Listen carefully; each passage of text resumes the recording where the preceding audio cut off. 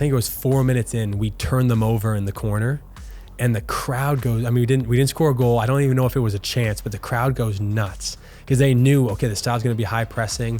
So I was kind of a moment, I'm like, this is a bumping crowd, and this is also a knowledgeable crowd. I mean, they know the style of football we're trying to play, and they're getting excited when we execute what we're trying to do, with a high pressing turnover.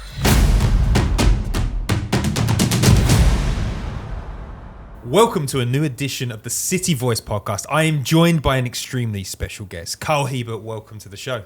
Yeah, thank you very much. It's exciting to have you on because I've been following you since you joined City 2, like going to like SLU and all of those different places. And now we're sitting together and you've clinched the playoffs. You played loads of minutes. Like, how do you feel about the season so far? Yeah, it's been a whirlwind. The games, when it started, it still feels like the Austin game, that home opener was just around the corner. Like, it wasn't that long ago. It's hard to remember. That was all the way back in February or March. And then, just games every week. And it's such a good group to be playing games with. And the fact that we've been winning has been a cherry on top. Well, it's been really great watching you all of this season. I've been spending a lot of time researching your career and what a great story you've got. I would love to start by talking about where you grew up. LaSalle in Winnipeg? Yeah, LaSalle is just outside of Winnipeg. So I sometimes say I'm from Winnipeg, sometimes from LaSalle, but basically the same place. Yeah, That's Canada, people. In Canada, yes. What was it like growing up there? Was it a cold part of Canada? What was the soccer vibe like? Yeah, it's a cold part of Canada, so you probably are winter, in the dead of winter for 5 or 6 months of the year. The summers get not as warm as here, probably 30 degrees Celsius. But there's indoor soccer facilities. And I think growing up in Winnipeg, there was a very diverse soccer community because a lot of kids played hockey, but you had people from all over the world, and those would be the people who grew up with soccer, running through their veins. And so for me as a little kid, to have kind of learn about different cultures and whatnot, it was through the game of soccer. And so I look back on that and think that was, something I was never intending to do. I was just playing the game because I loved it, but it was a byproduct of playing soccer in Winnipeg. Who introduced you to soccer in your family, or was it a friend's thing? I grew up on a farm, so we had a huge yard, and I just remember having a ball at my feet. I'm assuming my parents put it there. I think the running joke we have now, because people ask me, why not hockey? And I would say it's because my parents were too cheap to buy the equipment, which there's definitely an element of truth there. Hockey just gets, the sticks are $400 and you need to pay for ice time. And soccer really is the beautiful game where you can be on your own with the ball and you can learn and practice and play and do so many things. Were your parents soccer fans? No, not at all. My dad was a hockey fan. My mom, not really as much into sports. So they fell in love with the game for you? Yeah, kind of. They've learned so much about the game. And I just even remember I was maybe 8 or 9, and my dad still had a hockey mindset. So, I used to play a little bit higher up the pitch, and so when we'd be pressing someone after they played the ball, he would, tell me, finish your checks. So I would lay the guy out. You know what I mean? And you lay the kid out and you're on to the next one. So I was playing soccer as someone who grew up with a dad who knew hockey, but since that time, his soccer knowledge has evolved tremendously. So you pick up a ball at 3 years old. What sort of soccer level are you playing at? Are you is there a local team that was integral to giving you the tools that allow you to be a pro today?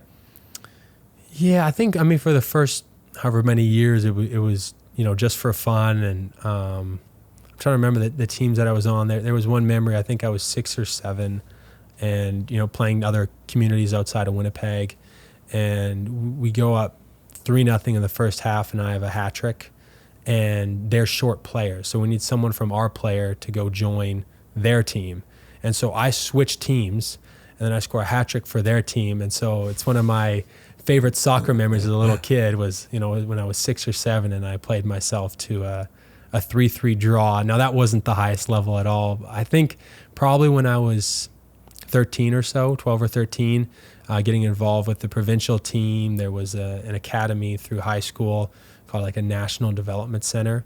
And I started playing USL 2 when I was 15 years old. So that's probably when it started to take off in terms of, really dedicating myself to soccer specifically. Were you always a defender?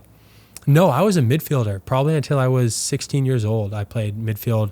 I think when I was younger, more attacking mid, and then I just got older, more, defensive mid. And then when I think I was 16, I made the switch to center back. And so I just kept moving further and further back on the pitch.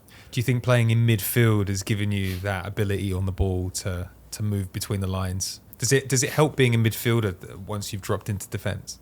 Oh, 100%. Yeah. And even now, having played all across the back line, I'm super thankful for the experiences I had when I was a kid, playing in different positions. And you really realize to play at this level, something that I want to continue to grow in is being a more complete footballer. So you were obviously very good because you had a trial with Vancouver. Is that correct? Before Yes. you sort of moved to the States. Talk me through that and how that impacted your thinking about the game. Yes, I was probably grade 10, and it was, I was doing really well in the National Development Center. And although we were pretty far from Vancouver, we were in their region. And so whenever someone from Manitoba would do well, there was one or two of us, we would fly out to Vancouver and we'd be on trial for their academy team. And I remember just it being a stressful week for me because you didn't know anyone you were training with. The other kids they already knew. I mean, you're 15-year-old kids, but for me to come and be on this team, someone who's already there is going to get cut and has to leave. And I just remember I did all right, but it wasn't. I remember the coach sat me down after and said, look, for us to take you and cut someone else, you're going to have to be, head and shoulders better than them. And it's a hard thing to go into somewhere and you have a week in front of them to show yourself at a level higher than the standard that's already there. When that sort of rejection, does it impact you, or were you like, didn't really feel right for me? Yeah, to be honest, I remember being pretty nervous about if I got accepted. I just assumed like if I got accepted, I was going to go. And I had conversations with my parents later where they would have been hesitant about sending a 15-year-old across the country, pretty impressionable age. Yeah. So, but I definitely, the rejection, and I'd faced other rejection at that point in my career too. I think that was already starting to be fuel for me. It's something that I would use when I would train or when I would run, just conversations that were had or stuff that I had heard where, people or coaches, didn't believe in me or doubted me. We have young people that listen to these podcasts and see heroes like you on the pitch every week. Do you have any advice to young people trying to make it in the game at the moment who have faced rejection, like how to deal with those things? Yeah, I think it's important to use that, but have it not become a piece of your identity. So you don't want to take it and hear it and think, oh, this person said, I'm too slow, or this person said I'm not technical enough, because you have the ability to change as a footballer and as a person. And so just recognizing in your mind, okay, I heard this, this was hard to hear. How am I using this? Am I using this to fuel myself to grow and improve? Or am I using this, like, are you sitting on the couch being like, oh, I'm not very good. I might as well just stay here. And that's how you can start to know, like, are you using that rejection properly? Love that. So college soccer, how did you end up at Missouri State? Yeah, so the USL2 team I started playing on when I was 15, we would travel down Springfield, Missouri, St. Louis, Chicago, and I would call the D1 schools. 'Cause at that point, I knew, like, okay, I didn't get into the Whitecaps Academy. College soccer is a good way to go. And I think that's when I faced probably the most rejection kind of coming out, because I had 3 youth national caps with Canada's under-18 team. I thought, like, I'm playing USL2 at a decent level, and I end up with a meeting with someone, and he says, okay, if you want to turn pro from college soccer, you need to go to these 10 schools or 12 schools. These are the schools that get kids drafted. And I reached out to all of those schools, and I think one of them responded, and then that fizzled. So I'm like, okay, I can't go to these schools. They're not interested. Let's just check with basically all of the D1 schools in the area where I'm going to be traveling to play. And Missouri State was one of them. And the coach showed an interest in me. It was an affordable option. And I think at the time they were ranked like 110th in the country or something crazy. And so I thought, okay, this program's going to need to have a major 180 for me to be able to chance to live my dreams post college soccer, which fortunately we did. Did you always have your heart set on being a pro soccer player, or did you hedge a little bit? Like, how did in the dream ranking, like where did soccer sit? Yeah, I think soccer was 1, 2, and 3. Ever since I was 4, it was like, yeah, this is what I want to do. This is what I'm set on doing. You tell people when you're a little kid, they'd say, "Oh, what do you want to be when you grow up?" And you'd say pro soccer player. And sometimes you get the looks from people. They'd be, "Oh, like, what's your backup plan?" And I remember I just always used to say, "There's no backup plan," because they would assume you're just like every other young kid, right? That, oh, you just have this dream. But I was actively doing something about it and working at it and training. And so I had that belief, and that's something that carried through high school, through college. I think I always had that belief that this is where I'd end up. So you had some difficult injuries at the start of your college career. Talk to me about what happened. Yeah, I'd never had a major injury, and before I left in 2015 for my first season, I tore my MCL in my left knee. It wasn't supposed to be a season-ending injury. Unfortunately, I think I came back too soon and was trying to get back on the field, and it wiped out my first year in college soccer. And that was very hard, just trying to come to terms with, like, you'd never had that happen before. So I think for 3 months of the fall season, all I was cleared to do was run in a straight line. And so I would just run. I just remember they'd be training. I'd just be running up and down the side of the pitch, thinking, when can I get back on the field, touch a ball, be training. Then I got healthy in the spring of 2016, geared up for the fall season in 2016. And the second last preseason game, I tore my PCL in my right knee. And this one, they knew, like, your season's done for sure.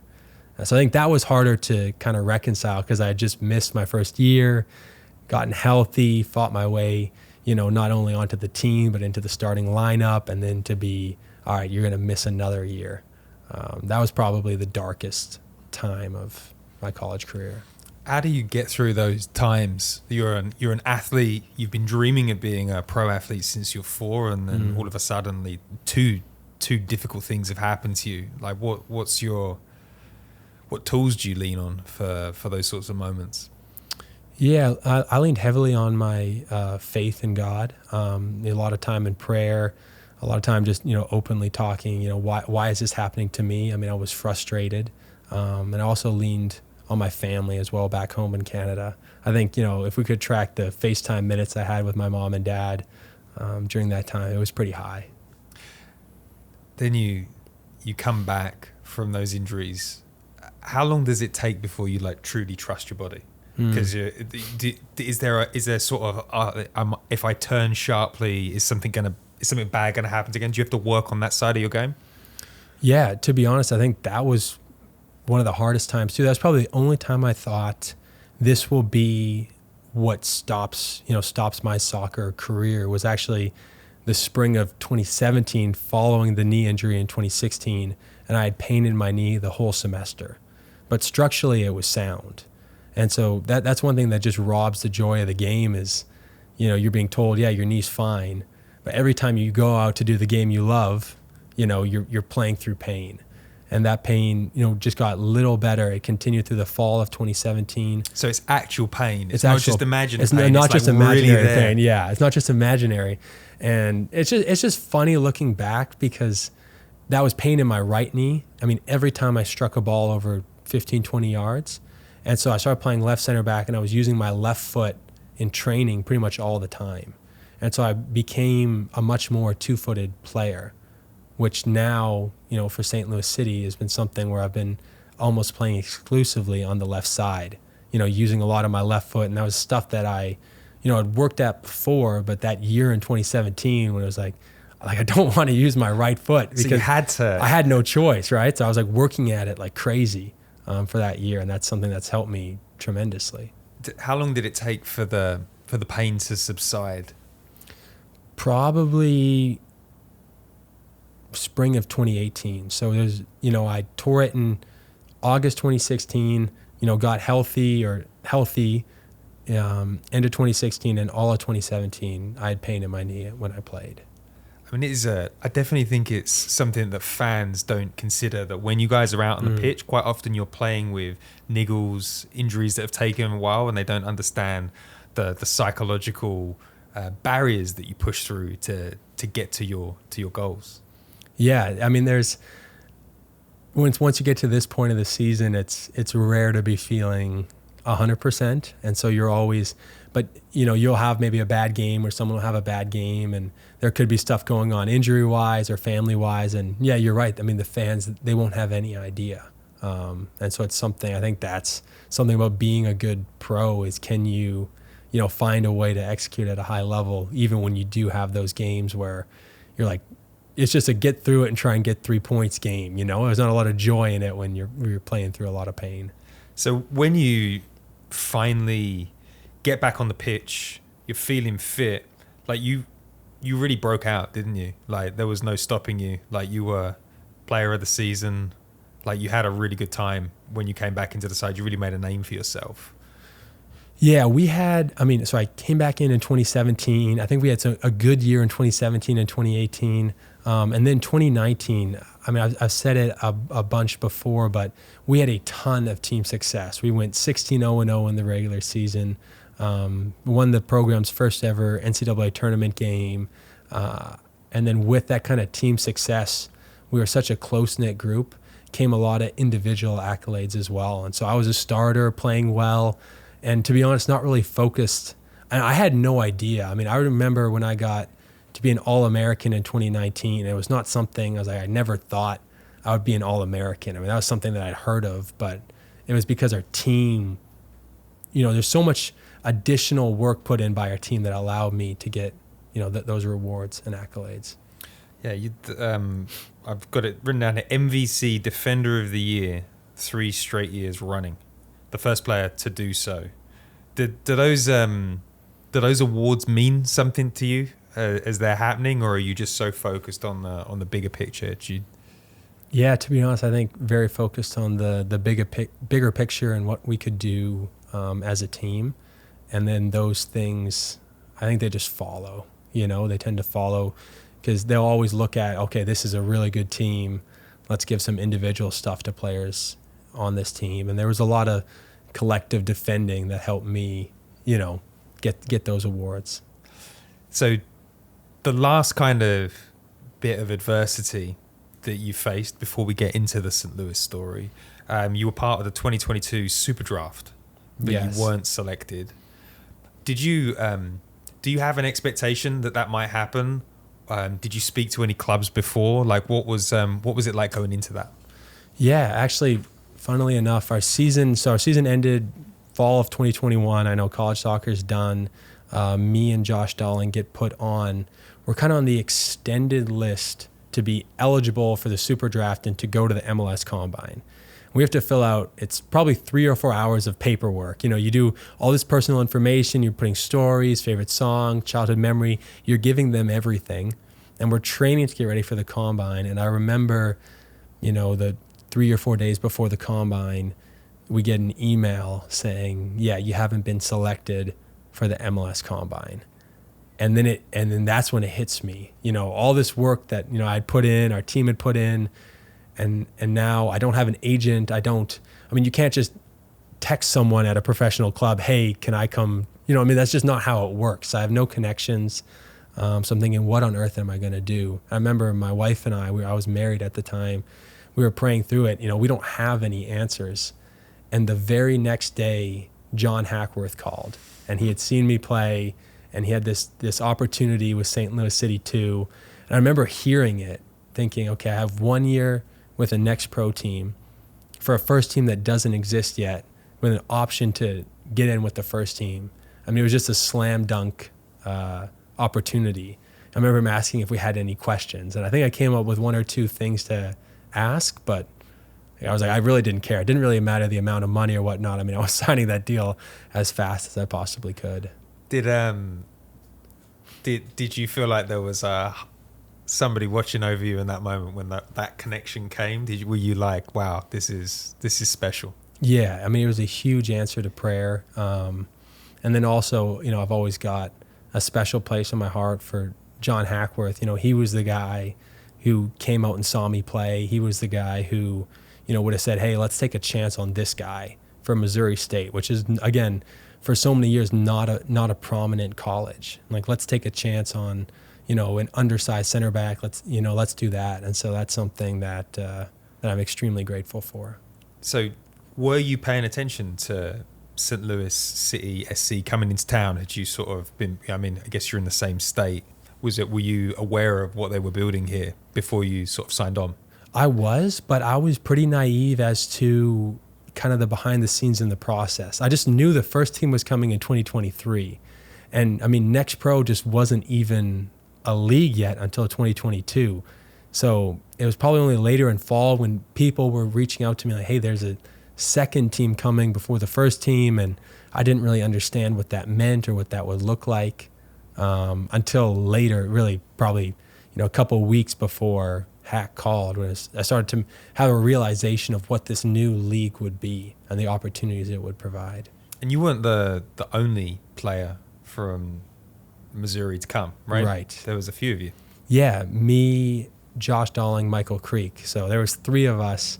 So we gave the City 2 a strong Missouri State flavor for the first year. Did that make adapting to the new system and the new club a bit easier, like knowing a few people on the side? Oh, 100%. Just coming in with those guys. And I remember thinking, you think pro environments would be, just from what I heard from guys who grew up playing in England and the academy teams and some of the experiences they've had with pros where maybe some of those guys weren't, the kindest, the most welcoming of environments. And that just wasn't the case with us with the second team last year. I don't think it's been the case with us this year. It really is a strong culture of guys who, yeah, we play soccer professionally, but we care about each other. We bond together. And we really like to spend time with each other. Was so John Hackworth, when he signed you, he did say there is a chance that you could progress from City 2 to the first team if you prove yourself. Was that the carrot that was dangled? 100%. Yeah, that's what he said. It was 1 year with the second team, and then it was like, if you can prove yourself with the second team this year. So it's kind of a year pro contract, and then I also was really looking at it as it's a year trial, which for me was so much better than, I thought back to Vancouver when I had a week trial, how hard it is to show your intangibles and your character and your drive over a week. Like, really, to do a week trial, you want to be a flashy player, and I was not a flashy player. So I thought, this is the perfect situation. I've got a year to be, with these guys and with these coaches. Do you have like sort of principles for, okay, I've got a year's trial, here are the three things that I'm going to make sure I do every day? Do you have like those sort of, were there key points of focus that you wanted to make sure that you really got across in your game? One big thing for me that actually, after 2016, I got both my knee injuries from slide tackling. And so after that, I was super attuned to, can I stay healthy and stay on the field? And so a big part of that is additional time that you're going to put in. And so that's something that was a huge habit for me in my later years of college, was just taking care of my body. So I think that was one of the biggest things, was I was going to be one of the guys who was in early, taking care of my body, stretching and taking care of it after practice. And I think I was able to play every minute with the second team last year, save maybe 4 or 5. And so I really, tuned into that. Is that like a extra gym work as well? Like, how do you look after yourself? Yeah, extra gym work. And then I think when something comes up, you're on it right away, because you always have stuff come up during the year, hamstring strains and knee tightness and turf toe or whatever it is, but just getting on top of it right away and just knowing your body too, of, okay, I can do extra work here. That was something that made me who I was like, I wanted to stay and do extra and get better and improve. I love that process. But then there's times when it's, okay, don't do that. Just shut it down for the day, just knowing your body. Oh, nice. And the first game, SLU, it's a second team essentially, and the capacity 6,000, 10,000 show up. what did you make of the fandom from the St. Louis City fans and their support through that campaign? Yeah, it was incredible. I mean, that was the most people I'd ever played in front of in my life, and we won the game, and it was just, that was such a high. My parents flew out for my first pro game, so they were there in the stands to support me. And that's the first kind of inkling I got that, because you would hear stuff, but you didn't really know. And that's when I knew St. Louis is a soccer city. You formed a formidable partnership with Josh Yarrow in the first season. It felt like you two prioritized building a connection with the fans even at that stage. Was that something that you'd spoken about before, or just something that organically happened because it was noticeable? I think it was organic. I mean, I was coming from college soccer, and you'd be thankful when you'd have 100 fans in the stands. And so it was just thankfulness to them for coming out and supporting us. They were paying money to come watch us play. And, we wanted, first off, what we did on the field, I think, was going to be most appreciated, but we really wanted them to feel we appreciated them coming to the game, spending their time supporting us. And so any opportunity that we had, we wanted to thank them for doing that. You had a great centre-back partnership. You had a great first season. What did you learn about yourself during that first run? Or what did you add to your game? For sure a level of confidence, because we were playing second team games, but often it'd be guys signed to first team contracts. You'd be coming down and we'd be playing them, and you'd be matching up, and you thought, okay, it's not the MLS level, but these are MLS guys. It's like, I can defend them, I can stop them, I can compete in this league. So it was something that I was, okay. I didn't know, you know what I mean, until that point. I never played against, that type of caliber player before.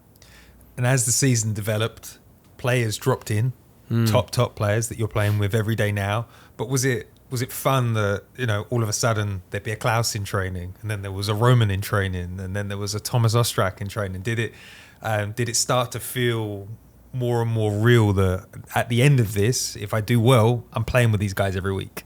Yeah. And they came in and they immediately, raised our level in training too. And just some of the stuff that, they were doing, the way that they saw the game and processed information. It was like, okay, my thinking needs to speed up. When I get the ball, I need to always have my idea ready, because there might be a gap to play between the lines, but it's only open for this moment. And so that was very fun. Especially, I think Roman might have been the first guy to come in early July. And there was a lot of excitement and buzz in the community, and also in our locker room too. Like, what type of guy is this going to be?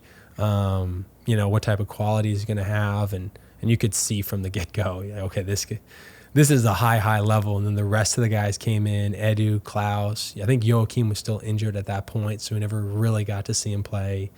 Tomas, Isak, Selmir, all these guys. So what's it like having a goalkeeper like Roman behind you? Does it inspire confidence? Does it bring out more in your own game personally? Yeah. You've got someone who is super talented with the ball at his feet. And so there's a level of confidence. You have to go back to your goalie. He can pick a pass anywhere on the field. He's also a tremendous, shot stopper as well. So it's kind of like a safety blanket back there that you've got as a defender, knowing, he's got your back, and he's bailed us out of so many games this year. We also introduced Bradley into the club. Did you get to spend much time with him during that City 2 season? Did you feel like you had a good connection with him? Yeah. From the get-go, he came in and, a lot of positivity, a lot of energy. He's an encouraging coach. He's someone you like to be around. And he was actually the guy that came to me and said, hey, it was kind of my first feedback was in maybe way earlier than I thought I was going to get. It was maybe April or May from him. And he just said, you're doing really well. Keep going. So, okay, that's good news. You know what I mean? I went home right away. I told my wife, called my parents, hey, Bradley said you're doing really well. Keep going. So that was a fun moment. And then he was the one who told me, I think, when they were going to What did he do? Did he like call you into an office, or was it announced in front of the team? Like, how did he give you the good news that you were going to be part of the first team? No, that was just one-on-one. I think he just found me. I was in, earlier to get some treatment or something. And then as I was walking in, I saw him and he said, hey, he was just we started talking about the game, and then it organically changed to, just I've been doing well this year. And then it was kind of more of the, like, you're doing well. It wasn't just for this season, but you're doing well. I mean, you've got an opportunity for the first team. And then I'm trying to remember the order of events, but I think then he came and told me, we want to, maybe it was a meeting. I think it was a meeting they set up, and it was in the coach's office, and it was Bradley and Hack and Lutz and Vin. I could be, there was some other, Elvire, and I'm trying to remember all the names that were there, but it's like everyone was in there. And I thought, oh wow, this is the real deal. And that might have been in June when they told me, okay, we're gonna, we want you for the first team for next year. You seem like a guy with a lot of self-belief, but was there, once you got the news, is there a I'm in the big league, this is the big time for me, can I make it? Do you ever have those sort of moments of doubt, or are you like, I've been doing this since I was 3 years old, this is my time? I mean, there was for sure a joyful surprise. I didn't know, it kind of said when you read the contract, like they had to let you know by October or November. So I didn't realize they were going to be signing people, throughout the year and bringing the news so early. So the fact that I heard so early, I kind of had my mindset on I'm not going to hear anything until way later in the year.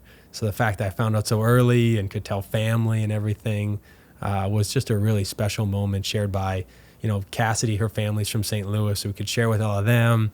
My family's from Winnipeg. We ended up going home to Winnipeg. What did you do to celebrate? In July. Well, we had maybe 2 days. We had 2 days back.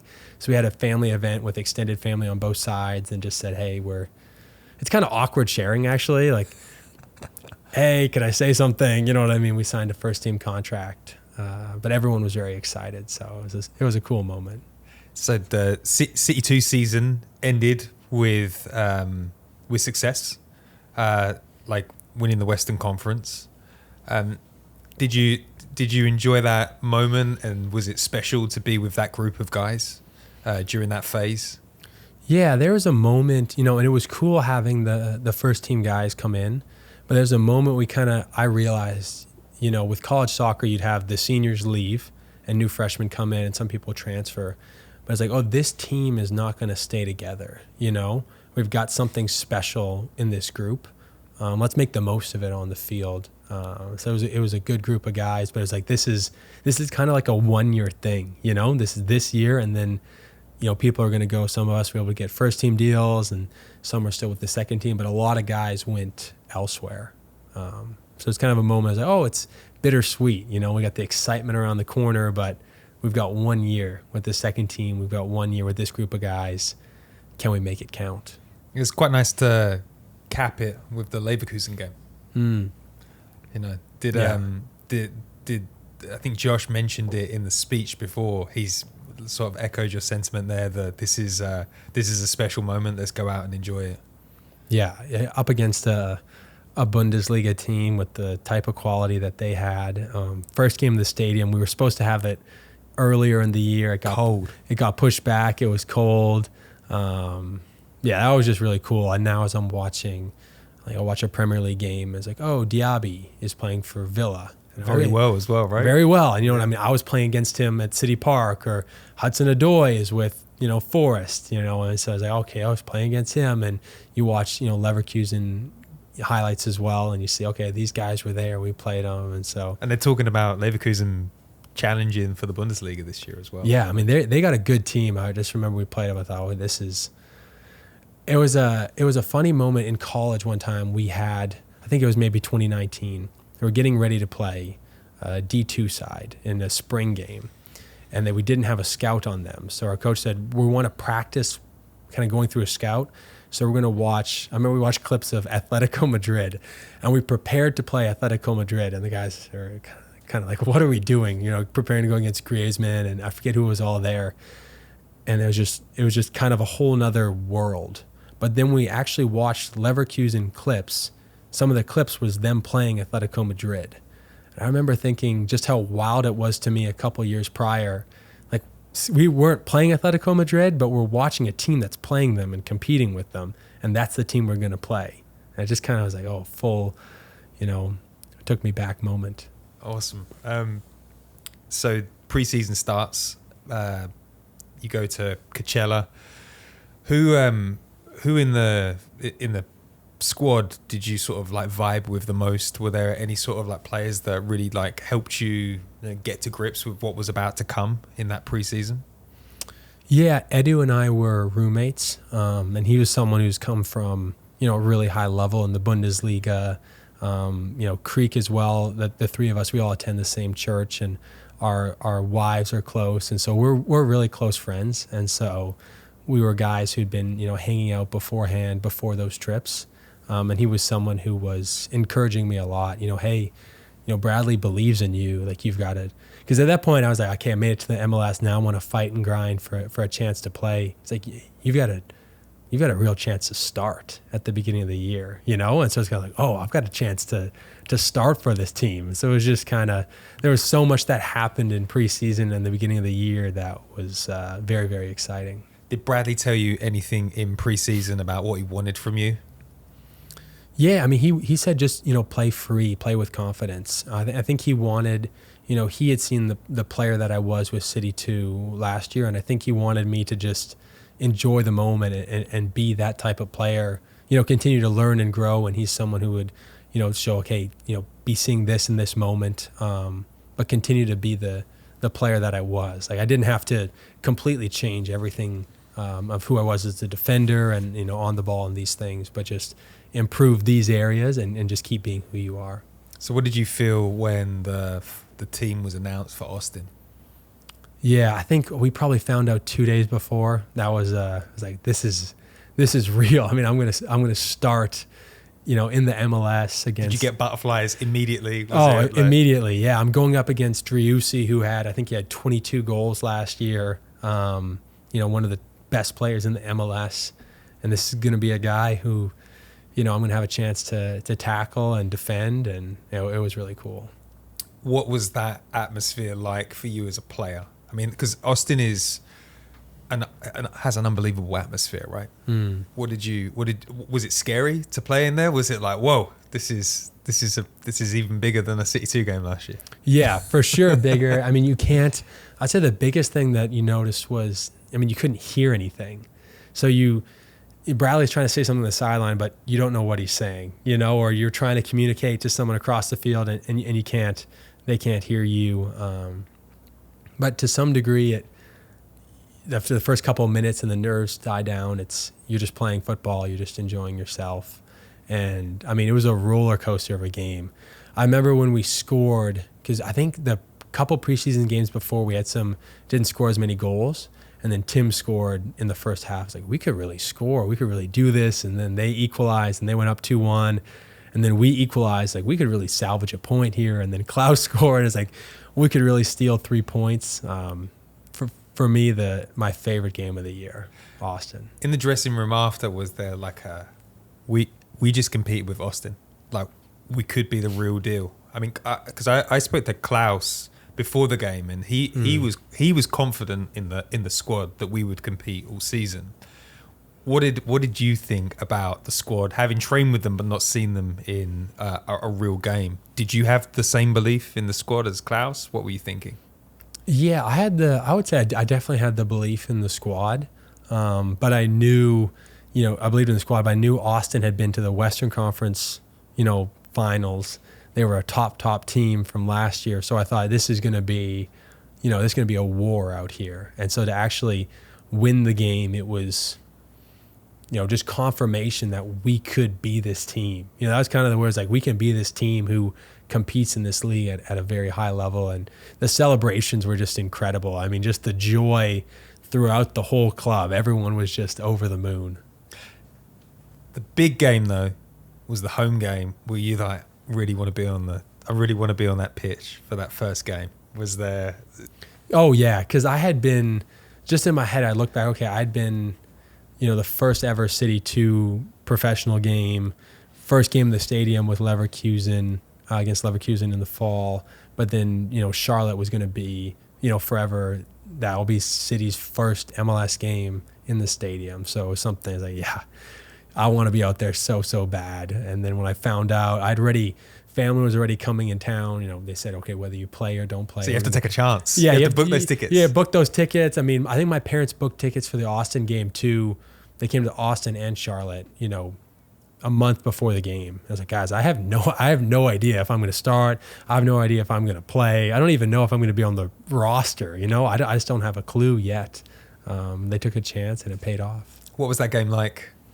What was the what did you feel when you walked onto the pitch and you look around and there's people that have been waiting 100 years for a club like this to land and they're having the time of their lives? Do you feel any emotion in that moment? Yeah, I mean, a lot of excitement, a lot of nerves. I remember probably one of my favorite moments from that game was, I think it was 4 minutes in, we turned them over in the corner. And the crowd goes, I mean, we didn't score a goal. I don't even know if it was a chance, but the crowd goes nuts because they knew, okay, the style's going to be high pressing. So it was kind of a moment. I'm like, this is a bumping crowd. And this is also a knowledgeable crowd. I mean, they know the style of football we're trying to play and they're getting excited when we execute what we're trying to do, with a high pressing turnover. You also scored very early in your career against another massive team. I mean, Portland away, that's a very storied side. That's a team that always gets wins. I think a lot of people are like, listen, the run has been beautiful so far, but you're not getting anything at Portland. And then you scored a goal. Yeah, that was a surreal moment. We concede so early in that game too, second or third minute. The Portland fans are going crazy. We tie the game, and then I remember on the free kick, it bounces before me. And so I'm like just trying to get it back across goal and generate power. And then when it goes in, the defender ends up like trying to clear it. So he kind of bicycle kicks it into the top of the goal. And I remember celebrating, but running through my mind, I was thinking like, please don't let this be an own goal. Like, please don't let this be an own goal. Like, let this be my goal. And then to get the win there in Portland, we had it's like a 4-hour flight back. You lose 2 hours and you get back at 7 a.m. I don't think I slept at all on the plane. I was just wired. The music was going. You're like, this is the life right here. So Bradley's got a next man up scenario. Your next man up moment was that you picked up a left back. Talk to me about playing left back and a little bit right back as well. Yeah, I got told before the Sporting KC game that I was going to be, they were going to try me at left back for that game. And they asked me if I'd done it before. And I said no, but I was excited for the challenge. And so it was just cool. My first game at left back, we could get, a big 4-0 win against a Derby rival. Derby game. Yeah, a huge game to get the win and just starting to build a comfortability being, trying to become a more complete footballer where I can fill in at any spot across the back line. So you've clocked up 2,300 minutes this season, which is massive. What has been your favorite moment as a defender? Favorite moment as a defender. I think probably the first game. I mean, scoring the goals would be the favorite moment. I think of that more as on the attacking side. The first game, sticking a challenge in on Driussi and, flipping him over. And he's just a wondrous talent. But to be like, okay, I can get near these guys. I can tackle them. I can win the ball. They're human. That's kind of the moment where it's like, okay, I can belong in this league. And you've obviously had a great season because you got called up to the national squad. How does that feel? I mean, is that like you're having a great season and then to get a call up, is that like out of this world? I mean, that must give you so much pride. Yeah, the first 3 or 4 weeks, it just kept getting better and better and better. And I didn't know how I could get any better. I mean, we were just winning all the games. I was starting, and then 3 games in, I score a goal. 4 games in, we set the record for wins in a row by an expansion team. Get the call to Canada, and then I get a cap with Canada, and it just felt like what is going on? You know what I mean? It just kept going up and up and up. So that was a dream come true. I think that was what I thought about when I was a kid. I thought about pro soccer, but I really thought, okay, I want to play in the World Cup for Canada. and Canada hadn't sniffed a World Cup in, I think 36 years before they went in 2022.